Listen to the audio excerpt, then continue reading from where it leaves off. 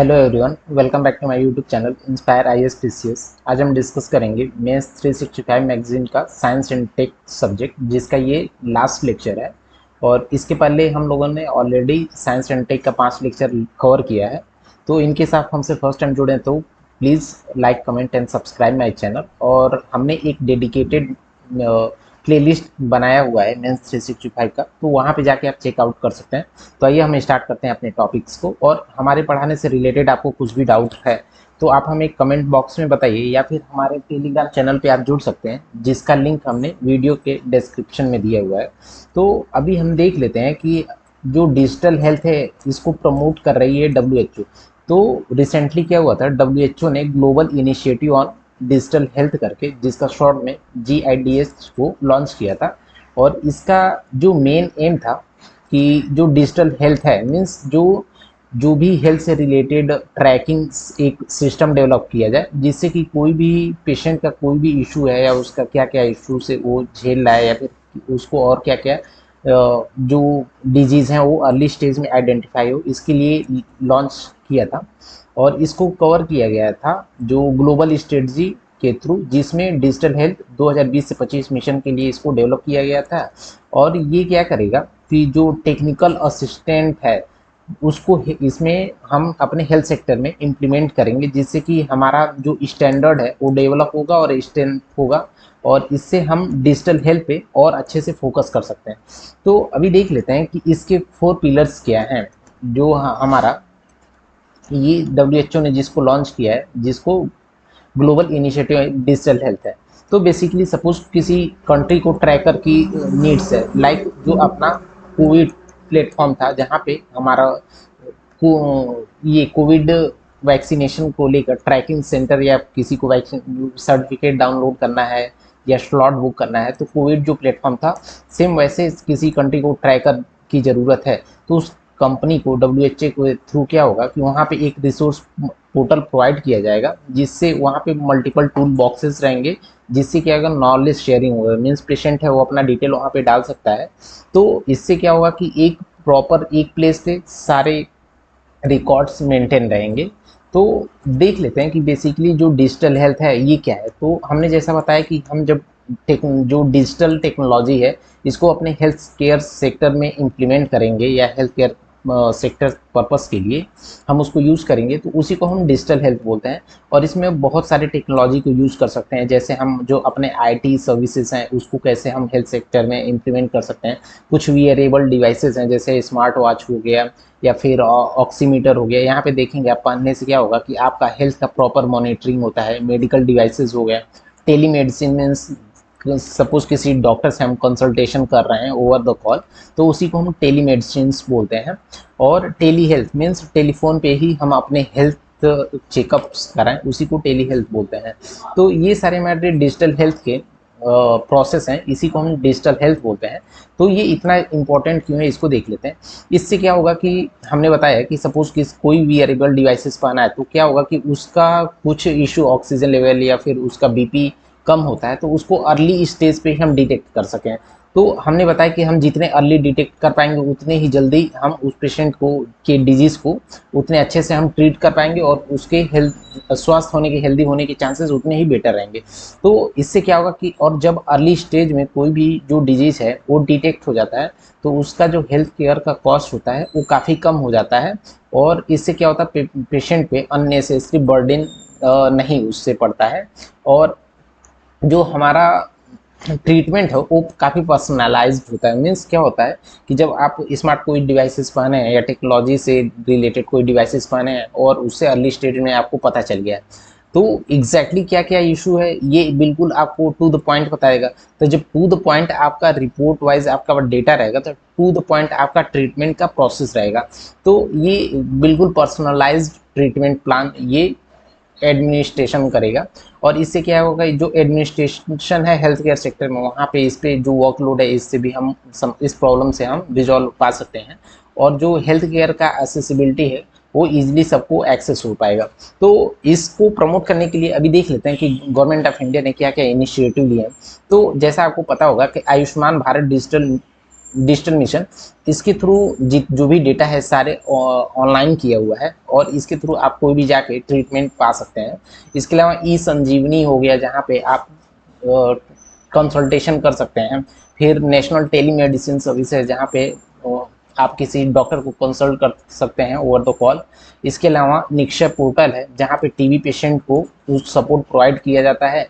फिर पोषण दीदी है, आपको कोई भी एक पोषण दीदी बेसिकली एक चैटबॉट है जो कि न्यूट्रिशन से रिलेटेड आपको कुछ भी काउंसलिंग चाहिए या कुछ आपको उसका आंसर चाहिए, आपको क्वेरी है, तो ये चैट जो बॉट है, चैट बॉट पोषण दीदी, ये आपके इश्यूज को रिजॉल्व कर सकेगा। हमने बताया कि कोविन जो प्लेटफॉर्म था कोविड वैक्सीनेशन के लिए, तो ये सारे कुछ इनिशिएटिव थे इंडिया ने जो लिए थे डिजिटल हेल्थ को प्रमोट करने के लिए। बट इससे रिलेटेड हमारे कुछ इश्यूज भी हैं, जैसे कंसेंट का इशू। मीन्स जब तक हम कंसेंट नहीं देंगे तब तक हमारा डेटा प्राइवेसी की, राइट टू प्राइवेसी के थ्रू वो क्या होगा कि आपके जो पर्सनल डेटा है उसको कहीं पे शेयर और लोड नहीं किया जा सकता है। फिर इतने सारा हमारा कंट्री में या फिर पूरे ग्लोबल लेवल पे बात करें तो इतना डेटा एक साथ इकट्ठा हो जाने पे उस डेटा को प्रोसेस करने में काफ़ी चैलेंज भी आ सकता है, काफ़ी वास्ट डेटा होने की वजह से। फिर उसके बाद क्वालिटी का भी कंसर्न हो सकता है। सपोज आपने टेलीमेडिसिन सर्विस का यूज़ किया है, तो टेलीमेडिसिन सर्विस का जब यूज़ किया तो आपने टेलीफोन से किसी डॉक्टर को कंसल्ट किया, तो डॉक्टर के बारे में आपका प्रॉपर डेटा नहीं है कि वो एक्चुअल डॉक्टर ही ने ही आपको कंसल्टेशन प्रोवाइड किया है, ऐसा तो नहीं किसी असिस्टेंट ने उनका कोई आपको एडवाइस या फिर जो भी सर्विस दिया है, तो ये एक क्वालिटी का कंसर्न है। इसके अलावा हमारे पास देखा जाए तो डिजिटल इंफ्रास्ट्रक्चर काफ़ी अभी हम लोग इसमें पीछे हैं, तो ये सारे कुछ कंसर्न्स हैं ओवर द हमारा डिजिटल जो हेल्थ है उसको लेकर। तो इसका वे फॉरवर्ड क्या होना चाहिए तो इसमें क्या था कि वर्ल्ड बैंक ने एक रिपोर्ट निकाला था जिसको digital in health unlocking value for everyone करके इसको बताया था, और इसमें इसने कुछ रिकमेंडेशन भी दिया था। जिसमें पहला रिकमेंडेशन था कि हम जो इंडिविजुअल कंट्रीज है उसको ग्लोबल लेवल पे डिफरेंट ऑर्गेनाइजेशन और जो कंपनीज हैं इनको एक साथ कोलैबोरेशन करना चाहिए, जिससे कि डेटा प्रॉपर एक जगह पे है और डिजिटल इंफ्रास्ट्रक्चर इजीली बिल्ड हो और हमारे पास हेल्थ से रिलेटेड सारे जो इन्फॉर्मेशन है वो सारे एक जगह कलेक्ट हैं, जिससे इंफॉर्मेशन गैप ना हो। ठीक है, पहला ये स्टेप था। दूसरा स्टेप था कि स्केलिंग से लेकर कि हम जैसे हम लिटरेसी को और अच्छे से जो डिजिटल लिटरेसी है इसको बूस्ट करें, हमें स्किल्स पे बूस्ट करें। फिर इसके साथ साथ हम ट्रिपल पी जो मॉडल है, ट्रिपल पी मॉडल बेसिकली क्या है कि पब्लिक मीन्स सरकारी कोई कंपनी, प्राइवेट मीन्स कोई प्राइवेट कंपनी, पार्टनरशिप सरकारी कंपनी और प्राइवेट कंपनी का जब एक साथ मीन्स सरकार और कोई प्राइवेट इंडिविजुअल एक साथ आकर किसी अपलिफ्टमेंट के लिए काम करते हैं तो उसी को हम ट्रिपल पी मॉडल बोलते हैं। तो डेटा का प्रोटेक्शन भी हमारा वे फॉरवर्ड में आने चाहिए कि जो भी हम कंसेंट दे रहे हैं और सपोज हम अपना डेटा शेयर करें तो उस डेटा को कोई मिसयूज़ ना करें, और हम जो नए नए टेक्नोलॉजी है जैसे एआई हो गया, आर्टिफिशियल इंटेलिजेंस, इसको हम कैसे यूज़ कर सकते हैं इस पर फोकस करना चाहिए। और तो डिजिटल हेल्थ के बारे में हमने बता दिया। इनकेस इससे भी और अधिक आपको जानकारी चाहिए तो हमने सोशल इश्यूज वाला जो टॉपिक था, सोशल इश्यूज वाले टॉपिक में हेल्थ से रिलेटेड जो भी इश्यूज थे मैक्सिमम उसको वहाँ पे हमने कवर कर लिया है। तो आपको कुछ भी क्वेरी है तो आप प्लीज़ हमें कमेंट करके बताइए, और वहाँ पे आप सोशल इश्यूज वाले टॉपिक को भी रेफर कर सकते हैं। तो ट्रेडिशनल मेडिसिन भी हमने सोशल इश्यूज वाले टॉपिक में कवर किया है। तो बेसिकली क्या है कि हम एक डिफिनीशन बता देते हैं, बाकी आप वहाँ पे सोशल इश्यूज वाले में हेल्थ वाले वीडियोस में जाके देख सकते हैं। तो बेसिकली ट्रेडिशनल मेडिसिन क्या होता है कि जो इंडिविजुअल कम्युनिटी होती है, मीन्स अपना हमारा आप लोकल लेवल पे देखेंगे तो हमारे पास बहुत सारे बिलीव्स होते हैं, थियरीज होते हैं, और हम अपने कुछ बहुत सारी चीज़ जो एक्सपीरियंसेस से सीखते हैं। जैसे आप अपने किसी ग्रैंड फादर या फिर बाबा किसी के साथ बैठेंगे तो वो लोग बताएंगे कि जो डिजीज होता है उस डिजीज में ये करने से वहाँ पे वो डिजीज ठीक हो गया, तो उनका एक एक्सपीरियंस का पार्ट है या फिर बिलीव का पार्ट है, जो कि ये एक्चुअल में इसको पढ़ाया लिखाया नहीं जाता है, मेडिसिन में ऐसा पढ़ाया लिखाया नहीं जाता, बट उनका ऐसा फेथ है। तो क्या होता है कि इसी ट्रेडिशनल नॉलेज को जब हम अपने मेडिसिन में यूज़ करते हैं तो इसी को ट्रेडिशनल मेडिसिन बोलते हैं, जहाँ पे आप कल्चर से रिलेटेड कुछ बिलीफ हो गया, फेथ हो गया, एक्सपीरियंस हो गया, इससे अब यूटिलाइज करते हैं अपने जो भी डिजीज़ है उसको ठीक करने में। तो इससे रिलेटेड हमने उसमें पढ़ाया है सोशल इशूज़ में, वहाँ पे जाके आप इस चीज़ को देख सकते हैं। तो अगला हमारा टॉपिक है ट्यूबरकुलोसिस। तो ट्यूबरकुलोसिस शॉर्ट में जिसको टीबी बोलते हैं, तो एक रिपोर्ट आया था इंडिया टीबी 2024 रिपोर्ट, जिसमें क्या था कि मेजर फाइंडिंग्स क्या क्या थे उसको हम डिस्कस कर लेते हैं। तो पहला मेजर फाइंडिंग था कि 2022 में हमारे पास जो पेशेंट थे टीबी के इंडिया में 24.22 लाख थे, बट ये 2023 में मीन्स एक साल में बढ़ के 25.52 लाख हो गए हैं, जिसमें देखा गया कि 67% रिपोर्टिंग सरकारी जो हॉस्पिटल्स वहाँ से हुआ है और 3% है इसका reporting private sector means private hospitals से हुए हैं।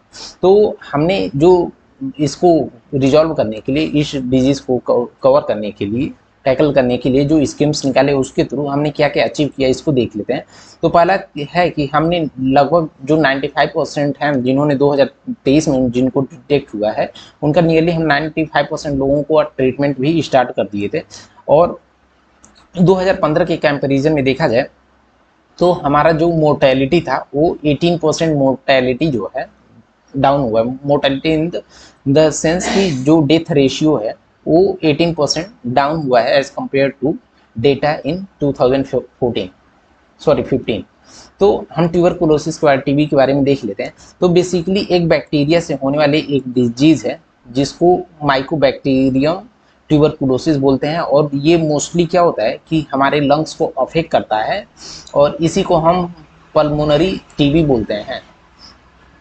तो इसका जो ट्रांसमिशन होता है मीन्स एक इंसान से दूसरे इंसान में जो इसका फैलने का तरीका होता है, इसका मीडियम होता है, वो जनरली क्या होता है कि बाई एयर हो सकता है, जब हम किसी खांसते हैं या कफ लेते हैं या बात करते हैं तो जनरली इसी के थ्रू टीबी का ट्रांसमिशन होता है, फैलता है।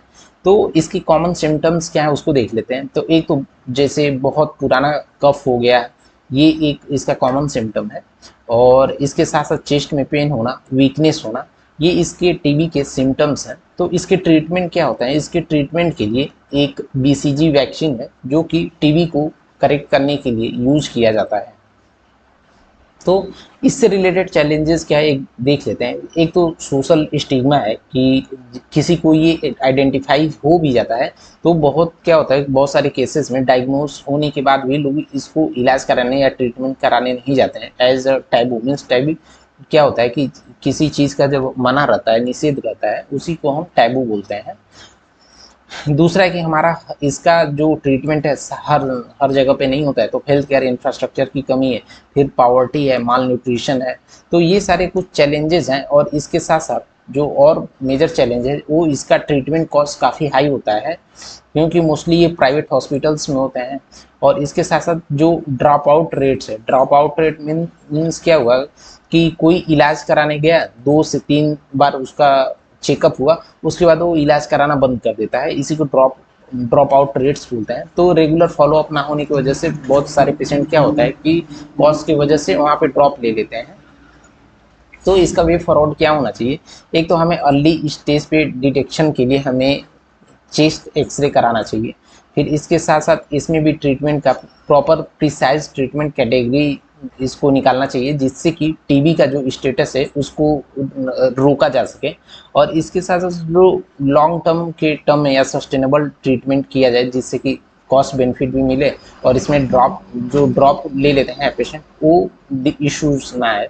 और इसके साथ साथ न्यूट्रिशनल सपोर्ट भी पेशेंट को देना चाहिए, जैसे एक राशन स्कीम है जो कि झारखंड जो गवर्नमेंट है उसके द्वारा निकाला गया है जिससे कि जो टीबी पेशेंट्स हैं उनका डेथ ना हो और न्यूट्रिशन उनका प्रॉपर रहे। तो इसका वे फॉरवर्ड है। अभी हमारा अगला टॉपिक है सर्वाइकल कैंसर के बारे में। तो बेसिकली देख लेते हैं कि सर्वाइकल कैंसर क्या होता है और इससे रिलेटेड क्या क्या इश्यूज हैं। तो प्रीवियस टॉपिक से रिलेटेड आपको कुछ भी डाउट है तो प्लीज़ हमें कमेंट करके बताइए, और इन केस आप हमसे फर्स्ट टाइम जुड़े हैं तो please like comment and subscribe my channel. तो आइए हम स्टार्ट करते हैं सर्वाइकल कैंसर। तो बेसिकली क्या हुआ था कि एक इसके सर्वाइकल कैंसर को टैकल करने के लिए एक ग्लोबल फोरम बनाया गया था, जिसको global cervical cancer elimination forum बोला गया था, जो कि कोलंबिया में इसको ऑर्गेनाइज किया गया था। तो बेसिकली देख लेते हैं कि सर्वाइकल कैंसर एग्जैक्टली क्या होता है। तो सर्वाइकल कैंसर क्या होता है कि एक ऐसा डिजीज है जिसमें जो सेल्स होता है ये काफ़ी मतलब सेल्स आप जानते हो इनका ग्रो ऑटोमेटिक होता रहता है, बट जब आउट ऑफ कंट्रोल ग्रो होने लगता है तो इसी को हम कैंसर बोलते हैं। और ये जो स्टार्ट होता है, जो सर्विक्स होता है, जो फीमेल्स के लोअर पार्ट होते हैं, यहाँ पे इस जब होता है ये, तो इसी को हम सर्वाइकल कैंसर बोलते हैं। और मोस्टली ये वुमेन्स में होता है, और जिनका एज 30-30 प्लस होता है उन जो वुमेन्स में ये मोस्टली देखने को मिलता है। और ये फोर्थ मोस्ट कॉमन कैंसर है ग्लोबल लेवल पे देखा जाए तो। और इंडिया में देखा जाए तो ये सेकेंड मोस्ट कॉमन कैंसर है इंडिया में। तो इसका जो कॉज है, इसका मेन जो कॉज है ह्यूमन पैपिलोमा वायरस की वजह से होता है, जिसको शॉर्ट में HPV बोलते हैं, ह्यूमन पैपिलोमा वायरस। तो जो ह्यूमन पैपिलोमा वायरस है इसके बारे में देख लेते हैं कि एक सेक्सुअली ट्रांसमिटेड इन्फेक्शंस के कारण होता है, जिसमें अभी तक के लिए देखा जाए तो इसका कोई प्रॉपर ट्रीटमेंट नहीं है। और इसका वैक्सीनेशन के लिए देखा जाए, अर्ली स्टेज में के वैक्सीनेशन के लिए, तो यहाँ पे देखा जाए कि 6 अभी तक टोटल 6 इसके लिए वैक्सीन्स हैं, जो कि अर्ली डिटेक्शन के में अर्ली स्टेज में डिटेक्शन हो जाए तो इसका थोड़ा वो ट्रीटमेंट किया जा सकता है। फिर इंडिया ने इस चीज़ को टैकल करने के लिए इसका खुद का बनाया हुआ एक वैक्सीन है, जिसको सर्वावैक बोलते हैं ये। और इसको डेवलप किया गया था सीरम इंस्टीट्यूट द्वारा, जिससे कि वैक्सीनेशन करा के हम सर्वाइकल कैंसर से टैकल कर सकते हैं। तो अभी के लिए इसको एलिमिनेशन के लिए मीन्स सर्वाइकल कैंसर को टैकल करने के लिए WHO ने एक स्कीम एक गाइडलाइन निकाला है, जिसको 90-70-90 टारगेट बोला गया है। और इसको अचीव करने के लिए 2030 तक इसको अचीव करने के लिए बोला गया है, जिसमें वैक्सीनेशन जो है हम 90% जो वैक्सीनेशन है 15 जो गर्ल्स होती हैं उनके 15 एज के पहले हम 90% गर्ल्स का वैक्सीनेशन कर दें। दूसरा है कि 45 होते होते 2 बार हम उसका स्क्रीनिंग करें, मीन्स उसका रिपोर्ट और टेस्टिंग करें 70% फीमेल्स का, एक 35 ईयर्स के एज पे और 45 ईयर्स के एज पे। दूसरा है कि इनकेस किसी में डिटेक्शन होता है तो 90% हम उसका ट्रीटमेंट करें, जिससे कि हम इसको टैकल कर पाएँ। अभी हमारा अगला टॉपिक है कि रिसेंटली क्या था कि जो FSSAI है ना, जो फूड सेफ्टी एंड सिक्योरिटी, तो इन्होंने एक मल्टीपल जो अपना इनका रेगुलेशन एक्ट है उसमें मल्टीपल अमेंडमेंट किया था। तो उस अमेंडमेंट को देख लेते हैं। तो इन्होंने क्या किया था कि अभी तक जो मल्टीपल यहाँ पे सर्टिफिकेशंस चाहिए होते हैं कोई भी प्रोडक्ट के लिए जो एडिबल प्रोडक्ट है, तो वहाँ पे मल्टीपल सर्टिफिकेशन को इन्होंने कैंसिल करके एक सिंगल FSSAI का सर्टिफिकेशन मैंडेटरी कर दिया था, जो कि फूड प्रोडक्ट के लिए किया था।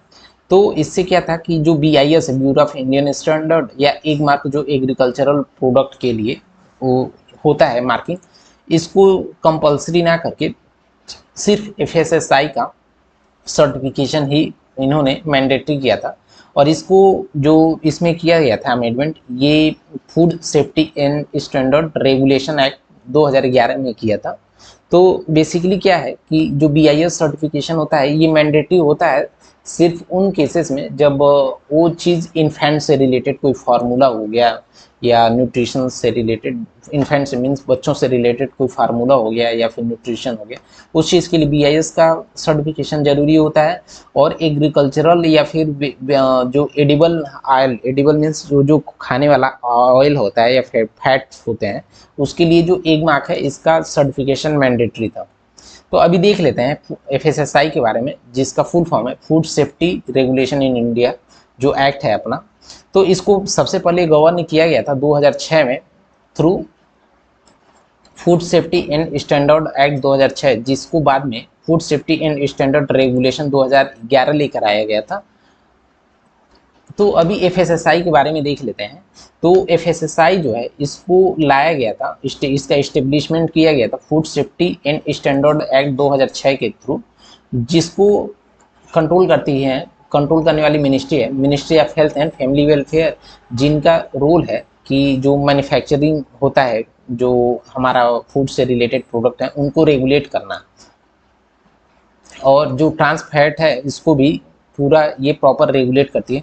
फिर दूसरा है कि जो ब्यूरो ऑफ इंडियन स्टैंडर्ड है, जिसको शॉर्ट में BIS बोलते हैं, इसको रेगुलेट किया गया था, इसको इस्टेब्लिश किया गया था BIS act, bureau of Indian standard act 2016 के थ्रू, जिसको ministry of consumer affairs and food and public distribution के अंडर रखा गया था। फिर तीसरा हमारा सर्टिफिकेशन है एग मार्क का, जिसको 2000 हमारा जो एक्ट है agricultural produce grading marking act 2037, इसके थ्रू रखा गया था, जिसमें सर्टिफिकेशन मैंडेटरी होता है। और इसका जो इसेंशियली ये जो इनिशियल फेज पे देखा जाए तो ये वॉलंटरली था, मीन्स यहाँ पे कुछ केसेस में मैंडेटरी नहीं था, और इसको कंट्रोल किया जाता है ministry of agricultural and farmers welfare द्वारा। तो हमारा अगला टॉपिक है फूड फोर्टिफिकेशन, जो कि ऑलरेडी हम लोगों ने कवर किया था सोशल इश्यूज वाले टॉपिक पे, तो वहाँ पे आप जाके इसको देख सकते हैं। अभी हमारा अगला टॉपिक है हेल्थ टैक्स। तो बेसिकली हेल्थ टैक्स क्या होता है इसको देख लेते हैं कि ये हेल्थ टैक्स आप जानते होंगे कि जो टोबैको हो गया, फिर जो लिकर हो गया, लिकर शराब हो गया, तो यहाँ पे ये हमारे हेल्थ के लिए आप जानते होंगे काफ़ी नुकसान होता है, तो फिर भी ये हमारे मार्केट में बिकता है। तो इस चीज़ को क्या होता है कि इसकी जो बिक्री है या फिर इसकी पब्लिक जो है यूज ना करे इसको, इसके लिए क्या होता है एक अलग से हेल्थ टैक्स लगाया जाता है। मीन्स जो GST होता है, GST के अलावा भी इस पर एक एडिशनल टैक्स लगता है, जिससे कि इसका जब कॉस्ट काफ़ी हाई हो जाएगा तो लोग इसको परचेज नहीं करेंगे, तो ऑटोमेटिक इसका यूजेज जो है इंडिया में कम हो जाएगा। तो इसी को हम एक हेल्थ टैक्स बोलते हैं। तो बेसिकली ये जो हेल्थ टैक्स होता है ऐसे प्रोडक्ट पे लगाया जाता है जो हमारे हेल्थ को नेगेटिवली इम्पैक्ट करता है। जनरली ये जो GST के अलावा 20 से 30% इसको लगाया जाता है। तो रिसेंटली कुछ रिसर्चर्स थे, उन्होंने बताया कि आप पहले एक हम बैकग्राउंड बताते हैं कि आप जानते होंगे इंडिया में डे बाई डे शुगर हो गया, देन BP हो गया, इसके पेशेंट की संख्या इंडिया में काफ़ी डे बाई डे इंक्रीज हो रही है। तो इन्होंने कुछ रिसर्चर्स थे, उन्होंने बताया, सजेशन दिया कि जो शुगर से रिलेटेड आइटम्स हो गया या फिर उससे रिलेटेड बिवरेजेस हो गया, मीन्स तरल पेय पदार्थ जो होता है, जैसे पेप्सी हो गया, मैंगो फ्रूटी हो गया, कोल्ड ड्रिंक हो गया कोई भी, तो ऐसे, और इसके साथ साथ साल्ट हो गया या फिर फैट हो गया, जो कि हमारे हेल्थ के लिए काफ़ी नेगेटिवली इम्पैक्ट करते हैं, तो इन पे हम GST के अलावा एक ऐसा एडिशनल टैक्स लगाएं जिससे क्या हो कि इसका कॉस्ट हाई हो जाए तो लोग इसका परचेज करना कम कर दें। तो इसी जो एडिशनल टैक्स लगता है, इसी टैक्स को हम लोग हेल्थ टैक्स बोलते हैं। तो हमने बताया जैसे टोबैको हो गया, एल्कोहल हो गया, फिर हमारा शुगर स्वीटेंड जो बेवरेजेस हो गया, इसमें जब हम इसको परचेज करते हैं तो इसमें एडिशनल कुछ टैक्स जब टैक्स लगा देंगे तो इसी को हेल्थ टैक्स बोला गया था। तो WHO ने कुछ केसेस में रिकमेंडेशन दिया था इसको हेल्थ टैक्स वो लेकर, क्योंकि जानते होंगे इंडिया में BP शुगर के पेशेंट्स की संख्या डे बाई डे इंक्रीज होती जा रही है। तो अभी तक इंडियन गवर्नमेंट ने क्या क्या स्टेप्स लिए, तो अभी तक देखा जाए तो टोबैको पे आप जानते होंगे कि काफ़ी वहाँ उस पर एडिशनल GST के अलावा भी इस पर एडिशनल टैक्स लगता है। गैम्बलिंग हो गया, इस पर भी टैक्स है जो इसमें, और एक तो पहले जो टैक्स है वो ऑलरेडी जो हाईएस्ट GST स्लैब है उसमें रखा गया, उसके अलावा फिर एडिशनल इसमें टैक्सेशन किया गया है। फिर इसके साथ साथ जैसे एक एग्जांपल के लिए देखा जाए तो केरला हमारा जो अपना स्टेट है, यहाँ पे एक फैट टैक्स लगा है जो कि 2017 से लागू चलता आया है, जिसमें सपोज कोई ऐसा खाने वाला पदार्थ है जिसमें जो फैट रिक्वायरमेंट से अधिक है, तो वहाँ पे उसको एक एडिशनल टैक्स देना पड़ता है, जिससे कि वो प्रोडक्ट का कॉस्टिंग बढ़ जाएगा, तो फिर वहाँ पे जब भी कॉस्ट बढ़ेगा तो उसका सेलिंग डाउन हो जाएगा। तो इस चीज़ की ज़रूरत क्यों थी इसको देख लेते हैं। क्योंकि आप जानते होंगे कि शुगर और जो साल्ट हुआ, फैट हुआ, इसके यूजेस से क्या था कि हमारे कंट्री में डिजीजेज थे, जैसे BP हो गया, शुगर्स हो गया, डायबिटीज़ हो गया, फिर हार्ट डिजीज़ हो गया फैट के कारण, ये सारे डे बाई डे बढ़ रहे थे। तो एक तो पहला ये हो गया, दूसरा है कि हमारा जो इससे क्या होगा कि हेल्दी और अनहेल्दी जो बेवरेजेस हैं इनके बीच में डिफ्रेंसिएशन कोई नहीं था। तो जब ये आ जाएगा तो एक डिफ्रेंसिएशन हो जाएगा कि सपोज कोई बेवरेजेस या जो पेप्सी या फिर तरल पेय पदार्थ है तो उसका कॉस्ट कम है, तो इससे पता चल जाएगा कि हाँ ये जो है ये हमारे हेल्थ के लिए अच्छा है बट कॉस्टली है, तो फिर वो हमारे हेल्थ के लिए अच्छा नहीं है क्योंकि उसमें एडिशनल टैक्स लगने की वजह से वो कॉस्टली हो गया है। इसके साथ साथ देखा जाए तो हेल्थ टैक्स क्या किसी अदर कंट्रीज में ऐसा जनरल आपको डाउट आ रहा होगा कि क्या अभी ऐसा सिर्फ इंडिया में सजेशन मिला है कि ऑलरेडी किसी कंट्रीज में है। तो हम देखते हैं कि जो हेल्थ टैक्स है ऑलरेडी 70 कंट्री ने किसी न किसी फॉर्म में ये ऑलरेडी इसको इम्प्लीमेंट किया गया है। स्पेशली जो एसएसबी है, शुगर से रिलेटेड जो बेवरेजेस हैं जैसे पेप्सी हो गया, फ्रूटी हो गया, फिर कोक हो गया, इन सब चीज़ों पे तो इसको इम्प्लीमेंट करने में चैलेंजेस क्या है। तो अभी एक तो सब्स्टिट्यूशनल इफेक्ट मीन्स क्या है कि आप देखते होंगे कि हमारा जो बिहार स्टेट है, यहाँ पे बिहार में क्या था कि शराबबंदी हुई थी, मीन्स लीकर जो था इसको बैन कर दिया गया। तो जब बैन हो गया तो यहाँ पे उसकी जो लीकर को यूज करने वाले ड्रिंकर्स जो थे उन्होंने क्या किया कि आसपास का जो स्टेट्स है, बॉर्डरिंग स्टेट्स है, वहाँ से स्मगलिंग करने लगे वहाँ पे। तो लोग क्या हुआ कि उसका कुछ अल्टरनेट यूज करने लगे। तो अल्टरनेट क्या होगा, चोरी चुपके से बनेगा तो उसमें क्या रहेगा, प्रॉपर स्टैंडर्ड मेंटेन नहीं हुआ तो वहाँ पे जान जाने की भी चांसेस रहते हैं। क्योंकि अब देखेंगे कि उन सब चीज़ों की वजह से बहुत केसेस में ऐसा हुआ कि देसी या कच्ची दारू पीने से वहाँ पे कुछ जो वर्कर हुआ या फिर वहाँ पे शराबी हुआ उनका डेथ हो गया। तो जो एक चीज़ पे हम जब रेस्ट्रिक्शन लगाएंगे तो उसका कुछ लोग जो हैं उसका अल्टरनेट ट्राई करेंगे तो उसका एडवर्स इम्पैक्ट भी हो सकता है। फिर इससे टैक्स इवेजन जैसा कि हम बताएं कि वहाँ पे बॉर्डर स्टेट से लोग, फिर सपोज किसी स्टेट में ऐसा हो गया तो वो बॉर्डर स्टेट से लाने का ट्राई करेंगे। जैसे दिल्ली में लीकर को लेकर हुआ था, फिर बिहार में लीकर को लेकर हुआ था, तो आसपास के लोगों स्टेट से वहाँ पे लोग लाने का ट्राई करेंगे। फिर इससे हमारे जो इंडस्ट्रीज हैं इस पर भी इम्पैक्ट होगा, क्योंकि आप जानते होंगे कि जो हमारा डेनमार्क और फिनलैंड में जो फैट टैक्स लेकर आया गया था बट इंडस्ट्री के द्वारा इतना अपोज किया गया तो इसको वापस ले लिया गया था। तो यहाँ पे जो इंडस्ट्रीज हैं वहाँ पे भी इन लोगों को भी दिक्कत हो सकती है।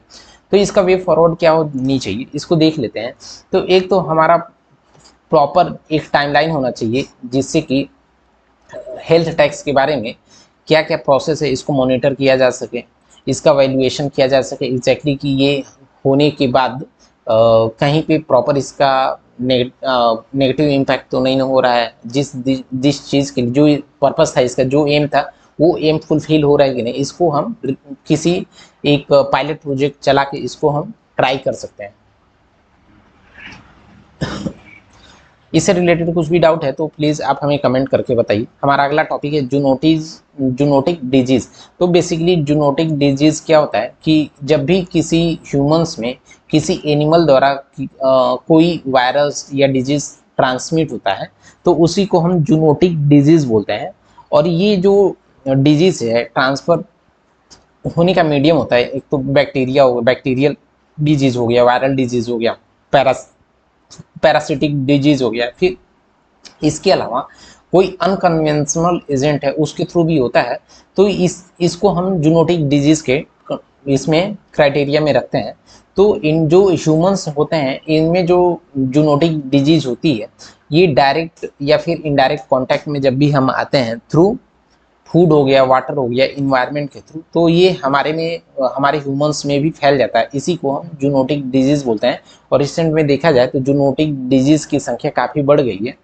तो इसको हम लोगों ने ऑलरेडी सोशल इश्यूज़ में भी कवर किया है, जैसे रेबीज हो गया, ब्रूसलोसिस हो गया। तो इसके क्या क्या रीजंस हैं, एक तो पहला है कि फॉरेस्ट कवर घट रहा है तो जो जंगल में रहने वाले जो एनिमल्स हैं वो हमारे जो ह्यूमन सेटलमेंट्स एरिया होते हैं वहाँ पे आ रहे हैं। तो यहाँ पे आने की वजह से ह्यूमन के सेटलमेंट मेथड्स में आ रहे हैं, तो यहाँ पे भी एक चांसेस हो रहा है कि ह्यूमंस में ट्रांसमिट हो रहा है। इसके अलावा जो एनिमल हस्बेंड्री हम जो अपना पशुपालन करते हैं उसकी वजह से भी, उसमें भी जो माल प्रैक्टिसेस हो गए जो कि नहीं करना चाहिए उसके कारण भी हो सकता है। तो इसका वे फॉरवर्ड क्या होना चाहिए, एक तो प्रॉपर हमें गाइडलाइन होना चाहिए कि हम सपोज क्या इसके लिए कर सकते हैं, और इसके अलावा ना कि गवर्नमेंट को इसको रेगुलेट करना चाहिए और प्रॉपर गाइडलाइन लेकर स्ट्रिक्ट रेगुलेशन करना चाहिए। अभी हमारा अगला टॉपिक है कि जो सत्येंद्र नाथ बोस हैं उनसे रिलेटेड कि इनका डेथ हो गया था, तो डेथ होने पे इनका 50th एनिवर्सरी था। तो एक जस्ट हम एक इसको ओवरव्यू दे लेते हैं शॉर्ट में समरी कि इनको फादर ऑफ गॉड पार्टिकल बोला गया था और इनका नाम एस एन बोस था। तो बोस नेम होने की वजह से इनका जो इन्होंने फंडामेंटल पार्टिकल का सर्च किया था, फाउंड किया था, उसी को बोसन्स बोला गया था। Bose means bosons. और इसका अप्लीकेशंस जो है बोसन पार्टिकल का क्वांटम कंप्यूटिंग में कर सकते हैं, एटॉमिक क्लॉक में कर सकते हैं, एटॉमिक एटम्स लेजर में कर सकते हैं। तो ये सारे कुछ इसका यूजेस एरिया था। हमारा अगला टॉपिक है कि satellite based toll collection system, क्योंकि आप रिसेंटली देखे होंगे कि नितिन गडकरी जो हमारे जो नेशनल हाईवे और ट्रांसपोर्ट के से रिलेटेड मिनिस्ट्री जिनके पास है, उन्होंने बोला था कि जो अपना फास्टैग है इसको हटाकर हम एक नया टेक्नोलॉजी लाने वाले हैं जिससे कि आप ऑटोमेटिक कोई टोल नहीं रहेगा और ऑटोमेटिक आपका टोल का कलेक्शन हो जाएगा। तो ये बेसिकली नेशनल हाईवे के लिए लेकर आया गया था और अभी इसको रिसर्च एंड डेवलपमेंट के थ्रू इसको देखा जा रहा है, ट्राई एंड टेस्ट किया जा रहा है कि ये परफेक्टली वर्क कर रहा है कि नहीं। तो ये इसके लिए जो GNSS है अपना, GNSS stands for global navigation satellite system, जिसको इलेक्ट्रॉनिक टोल कलेक्शन के तौर पे यूज किया जाएगा। तो इसको क्या था कि पहले तो फास्टैग अभी रिसेंटली 2021 में मैंडेटरी किया गया था। तो अभी आप देखेंगे कि अभी 3 साल पहले फास्टैग नया टेक्नोलॉजी के तौर पे आया था जिसको RFID means radio frequency identification के थ्रू डिटेक्ट करके हम उसको टोल का कलेक्शन करते थे। लेकिन इतना जल्दी इसको हम रिप्लेस कर देंगे। हम कौन से GNSS based electronic based toll collection के थ्रू। तो इसका वर्किंग कैसे होगा इसको देख लेते हैं कि हमारा कैसे इसको ट्रैक करेंगे। तो इसमें जो रहेगा कि एक कंपोनेंट लगा रहेगा जिसको हम बोलते हैं कि ऑटोमेटिक नंबर प्लेट रीडर, जो कि आपके जो भी व्हीकल रहेगा यहाँ पे लगा रहेगा ऑटोमेटिक नंबर प्लेट रीडर। और यहाँ पे जो नेशनल हाईवे रहेगा वहाँ पे कोई कैमरा लगा रहेगा। तो वो कैमरा क्या करेगा कि जब भी आप उस पर हाईवे पे चढ़ते हैं वहाँ पे वो रीड कर लेगा, और वो सैटेलाइट से उसका कनेक्शन रहेगा।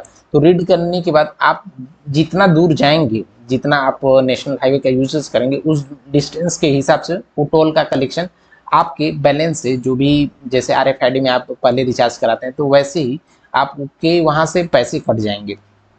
आप जितना डिस्टेंस ट्रेवल करेंगे वो सिर्फ उतना ही चले, उसका पैसा डिडक्ट होगा। तो इसमें जो मेन कंटेंट है, वो जो मेन कंपोनेंट रहेगा इस टेक्नोलॉजी को यूज करने के लिए, वो एक तो OBU है मीन्स ऑनलाइन बोर्ड यूनिट, जिसको व्हीकल का रूट पता करने के लिए और उसका टोल का कितना होगा इसको कैलकुलेशन करने के लिए यूज किया जाएगा।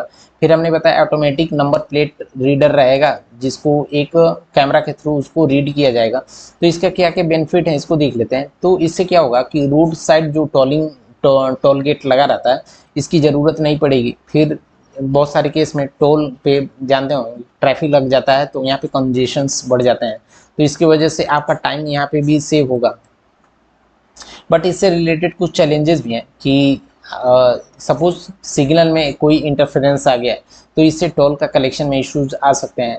फिर आप जानते होंगे कि ये सिस्टम ऑलरेडी जर्मनी और सिंगापुर में इम्प्लीमेंटेड है ये चीज़। तो वहाँ पे हम देख सकते हैं कि कैसे क्या क्या वहाँ पे उसके प्रोज हैं और कॉन्स हैं।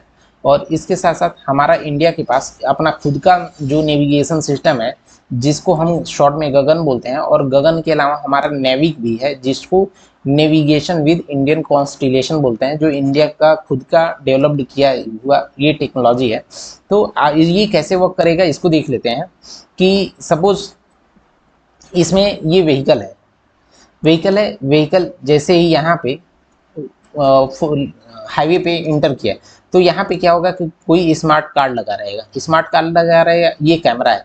तो कैमरा ने उसको डिटेक्ट किया, यहाँ से ये डिटेक्ट कर लिया है। अब डिटेक्ट करके ये क्या करेगा कि नोटिस भेजेगा यहाँ पे जो मैनेजमेंट सेंटर है, और ये जो रहेगा कि इसका डेटा यहाँ पे जो सैटेलाइट के थ्रू एक सेंट्रल सर्वर रहेगा यहाँ पे अपडेट कर देगा।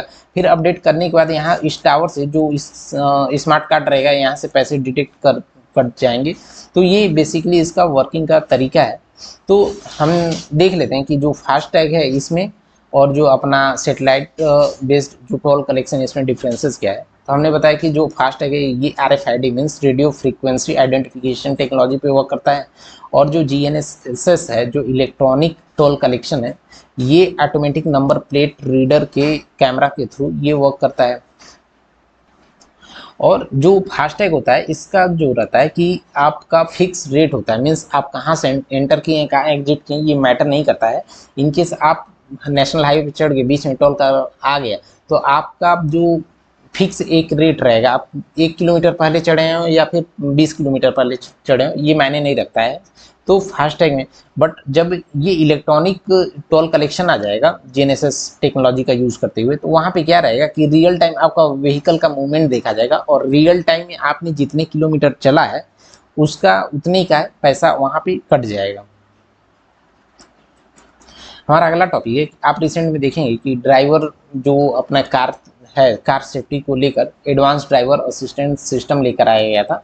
तो इस टेक्नोलॉजी को शॉर्ट में बोला गया कि advance driver assistant system, ADAS जिसको शॉर्ट में बोला गया है।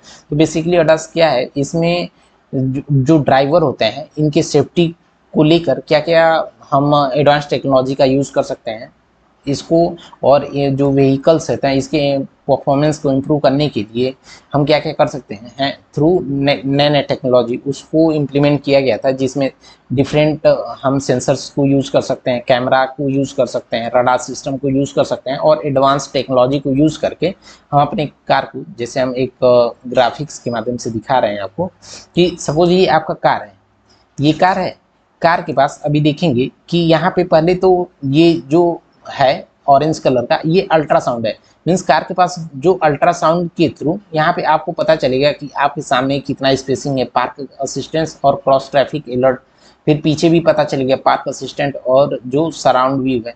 इसके साथ साथ यहाँ पे कैमरा भी रहेगा, जैसे साइड में कैमरा हो गया, फिर यहाँ पे दोनों साइड कैमरा हो गया, फिर इसके अलावा भी यहाँ पे आप देखेंगे तो इससे क्या रहेगा कि ड्राइवर को असिस्टेंस मिलेगा, और जो रडार है रडार सिस्टम से पता चलेगा कि हमारा जो नेक्स्ट गाड़ी है और हमारे गाड़ी के बीच में डिस्टेंस कितना है, पीछे और गाड़ी और हमारे गाड़ी के बीच में डिस्टेंस कितना है। तो ये इस चीज़ का बेनिफिट है। तो एडास जो है हमने बताया नए नए टेक्नोलॉजी को यूज़ करके जो इसमें सेफ्टी का स्टैंडर्ड हम बढ़ाएंगे उसी को अडास बोलते हैं। तो इसमें दो इसके टाइप्स हैं, एक तो एक्टिव है एक पैसिव है। तो एक्टिव में क्या होगा कि एक्टिवली इंटरवेन करेगा, मीन्स एक्टिव मोड में हमेशा आपको हेल्प करता रहेगा। बट पैसिव क्या है कि जब आप देखेगा कि सिचुएशन बहुत क्रिटिकल है तभी आपको वो सपोर्ट करेगा और ड्राइवर को अलर्ट करेगा। तो इससे अडास आने से बेनिफिट क्या है कि इससे क्या होगा कि जब हमारे फोर व्हीलर्स या व्हीकल्स में अब इन नए नए टेक्नोलॉजीज़ को हम लैश कर देंगे तो इससे क्या होगा कि जो फैटेलिटीज़ है मीन्स डेथ का जो एक्सीडेंटल डेथ रेशियो ये कम हो जाएगा, फिर ट्रैफिक लो हो जाएगा, प्रॉपर हम जो रूल रेगुलेशन फॉलो करके चलेंगे। फिर इससे क्या होगा कि हमारा फ्यूल का कंजम्पशन भी बचेगा। और इसको लेकर चैलेंजेस क्या है कि आप जानते होंगे कि इंडिया में रोड का इंफ्रास्ट्रक्चर वहाँ पे हर जगह एक जैसा नहीं है, कहीं पे आप देखेंगे बहुत सारे खड्डे भी हैं, बहुत जगह रोड अच्छे भी हैं।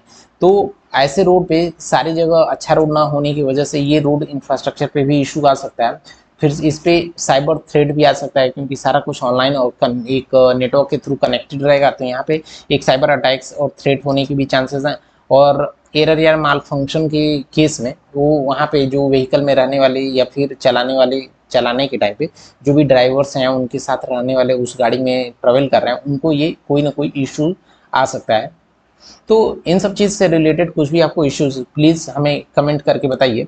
और मोस्टली हमने जो साइंस एंड टेक है उसको कवर कर दिया है, अभी ऐसा इसमें कुछ इम्पोर्टेंट तो नहीं है।